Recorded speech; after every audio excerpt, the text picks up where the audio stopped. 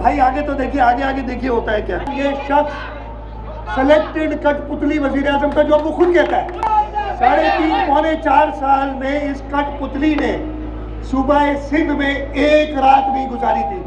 4.25 साल ये शख्स सिलेक्टेड कठपुतली वज़ीर-ए-आज़म का, जो वो खुद कहता है।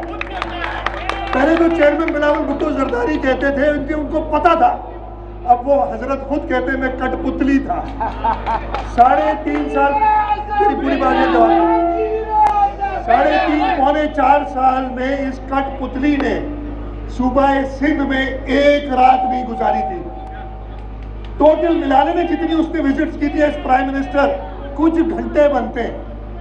वो अभी आके और कराची के लोगों को 1100 अरब दूंगा मैं, 262 पता नहीं अरबों रुपए दूंगा, एक गटर का ढक्कन भी नहीं लगा सका है वो अपने टाइम पे। तो ये विजिट जो थी ना, उसकी अपनी थी, उस कठपुतली की जो बेटा उसकी अपनी जबान में जो खुद अपने आप को कहते हैं, मैं तो हैरान हूँ।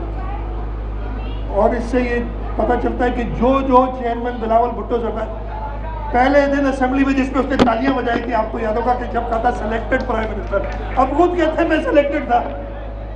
जब उन्होंने बिलावल साहब ने हर जलसे में कहा कि तुम्हारी डोरे किसी और के हाथ में, तुम तो कठपुतली हो, अब खुद कहता है। तो भाई आगे तो देखिए, आगे देखिए होता है क्या।